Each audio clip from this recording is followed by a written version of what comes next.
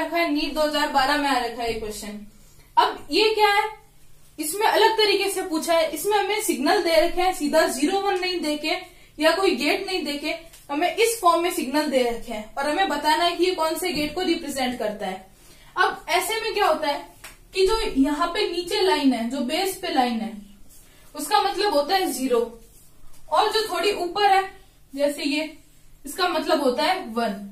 और ये हर बॉक्स एक एक सिग्नल को रिप्रेजेंट कर रहा है। मतलब ए का मतलब ये 0, और ये एक बार तक ऊपर यानी 1, फिर अगले बॉक्स में फिर ये ऊपर लाइन है तो इसका मतलब एक और 1, और यहाँ पे 0 और 0।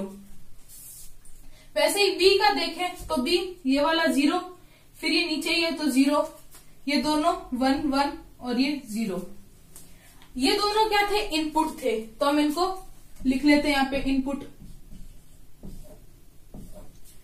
क्या है हमारे पास 0 1 1 0 0, और ये क्या है 0 0 1 1 0। तो ये हमारे इनपुट है। और सी किसको रिप्रेजेंट कर रहा है, आउटपुट को रिप्रेजेंट कर रहा है। तो सी क्या दे रखा है हमें आउटपुट, ये 0 1 1 1 और ये एक और 0। तो आउटपुट क्या आ गया, 0 1 1 1 और ये 0।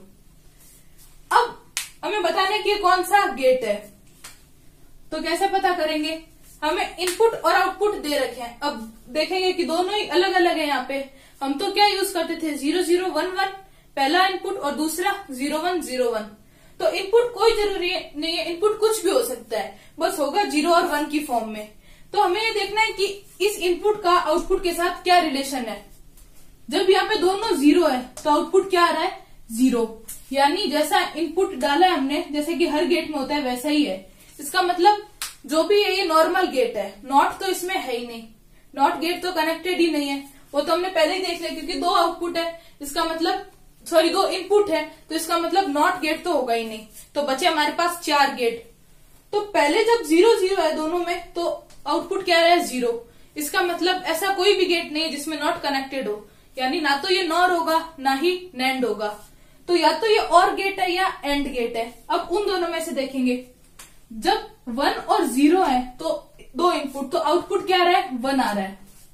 अगर एंड गेट होता तो क्या आता है यहाँ पे आउटपुट 0, क्योंकि एक था 1 और एक 0।